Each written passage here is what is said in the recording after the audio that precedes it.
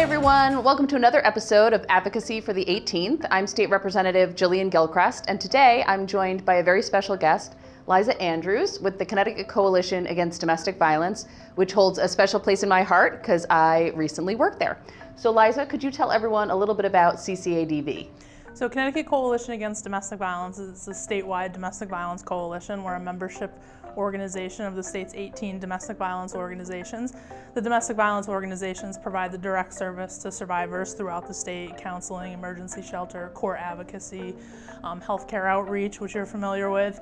And CCADV provides technical assistance, training, and policy advocacy up here at the state capitol. Wonderful.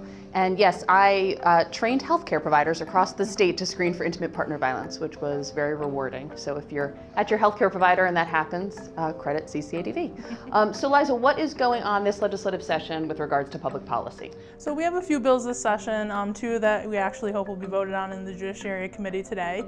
Senate Bill 693 would require landlords to change individual dwelling unit locks when a survivor of domestic or sexual violence has a court-issued restraining or protective order. And so this is a measure that we're working on with Connecticut Alliance to End Sexual Violence. So, basically a survivor goes in, gets a restraining or protective order, the court has recognized that there's a person posing a danger to them, landlords will change the locks. The bill does allow the landlord to change that, to charge the cost of the lock change back to the survivor, but we also can work with survivors through both domestic and sexual violence organizations to help them get victim compensation from the state. So it's a big peace of mind and safety and security for the survivor while not being overly burdensome on landlords. Fantastic. And what is your second priority? We also have another bill we're working on with the Connecticut Alliance to End Sexual Violence that would eliminate the state's separate spousal rape statute. So right now, Connecticut has a separate law about rape in spousal or cohabitating relationships. So that is still outlawed in Connecticut, but it's in a separate statute.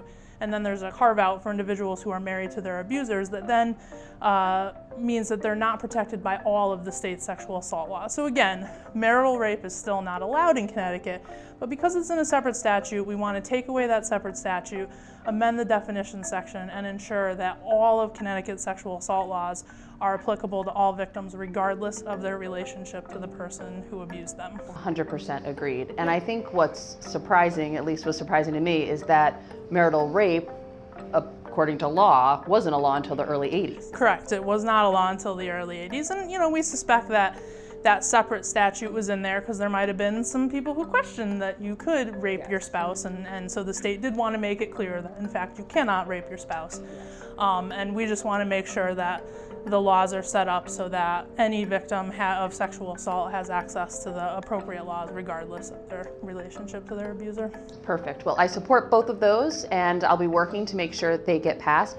Liza, if folks want to find out more or get involved, how can they connect with CCADV? Absolutely. Our website is ctcadv.org. We're on Facebook, Twitter, and Instagram, so reach out and we'll get connected. Well, thank you for being here, and as always, if you have questions for me, please feel free to reach out.